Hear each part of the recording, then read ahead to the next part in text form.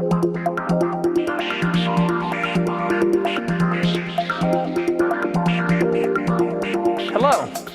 I'm Bo with Windsor Industries, and I'm here to introduce you to the Clipper Carpet Extractor. The Clipper has a 12-gallon solution tank, sprays the solution out with a 100 psi pump, utilizes an 18-inch brush to agitate the solution into the carpet, and recovers it with a 20-inch vacuum shoe into its 12-gallon recovery tank. Let's take a look at the components of the Clipper 12. We'll start by looking at the undercarriage. To access the undercarriage, simply remove the recovery tank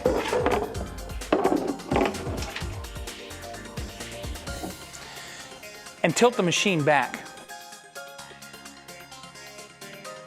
On the undercarriage, you'll find the spray jets, which come out with a quarter turn, almost like twisting the top off a ketchup bottle. To access the jets, simply reach underneath, give the jet a quarter turn, and the jet comes straight out. The beauty of the quarter turn jets is that as compared to brass jets, when you put a brass jet back in, sometimes the fan spray doesn't line up correctly because you over twist the jet. That causes streaking. Whenever you put a quarter turn jet back in, it automatically lines up so that there's no streaking. Additionally, you can access the brush by simply reaching your hand in behind the brush, pulling it from its housing so that you can clean it and maintain it. To put the brush back in, simply line up the keyed area on the drive, give it a firm push in, and then push up into the clip. The last component of the undercarriage is the vacuum shoe, which pivots so that it stays in constant contact with the floor. On the front of the Clipper 12, you'll notice ports for a solution line and a vacuum line if you want to use accessories. The brush adjustment is located on the side. This is the recovery tank for the Clipper 12. The recovery tank has a dump hose that's located in the back, and it's completely removable so you can clean it out thoroughly.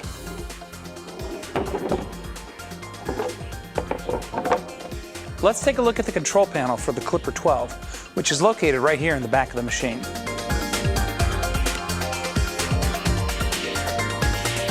The control panel consists of the following items: circuit breakers for both the brush and the vacuum motor, and the control buttons for the spray, brush motor, and the vacuum motor. The spray button has two modes: intermittent spray and constant spray. To select intermittent spray, simply press the top of the button, and then the spray is operated by depressing any of the buttons on the underside of the control panel, located right here, or right here. In constant mode, the pump is on all the time, independent of the buttons. Lastly, one of the things that makes the Clipper truly unique is the fact that it can operate like this in a pullback fashion, or by simply grabbing the silver handle and flipping the handle over. It operates in a walk-behind mode as well. Always think safety first. When preparing your machines for use, always wear the proper protective equipment, such as safety glasses and gloves. To prepare your Clipper extractor for use, you'll need to check the jets, check the brush, pay close attention to the wear indicators, fill the solution tank with fresh water, and add your chemical, being certain to measure and dilute it properly. Another option for filling your Clipper, if you're not near a janitor's closet, is the 6-foot-long fill hose that will allow you to fill the solution tank from any faucet. When replacing the recovery lid, be sure that you can read all the writing on the recovery dome from behind the machine. That way, it'll be seated properly.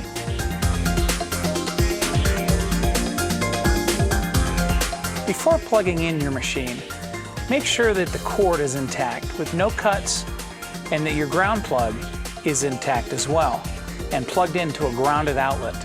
When plugging in your cord, make sure that you plug in and give the cord a twist to lock it in place so that it doesn't pull apart while you're cleaning. To keep the tension off of the connection while you're cleaning, crimp your cord like so and insert it into the cord holder located on the control panel handle. To adjust the brush, simply turn the brush motor on with the brush height adjuster in the storage position. Then lower notch by notch until you hear the pitch of the motor change and the brush comes in contact with the carpet. Then lower one more notch and your brush is adjusted correctly. To begin operating your Clipper 12, you'll need to adjust the handle so that it's in a comfortable position for you to operate. Turn on your vacuum motor, turn on your brush motor, and select between constant or intermittent spray. Right now I'm going to use intermittent spray and operate the pump with any of the buttons on the underside of the handle. When you can see the water beginning to come through the recovery dome, the machine is operating perfectly. When you reach the end of your pass, let go of the water, shut off the pump, and pull back another foot so that you recover everything that you put down. Make an overlap pass of your previous pass. To use your clipper in the walk behind mode, simply flip the handle over. Normally, when you operate a machine like this in a pullback mode, you want the handle low around your waist. In a walk behind mode, you want the handle up high so that you can push it along the carpet. Turn on your vacuum motor, turn on your brush motor, and turn your spray jet to constant and begin walking. When you reach the end, turn your pump off, push forward another 6 inches, lift the machine, and make your turn.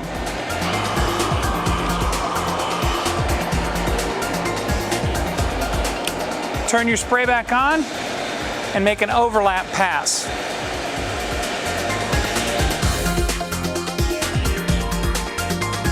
When you're done cleaning, you'll need to empty and rinse your recovery tank.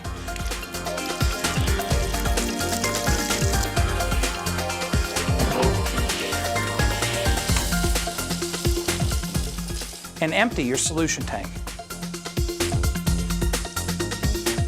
The last step in preparing your Clipper extractor for storage is to remove the lids from the recovery tank and the solution tank so that they can dry thoroughly, and put the brush into storage position.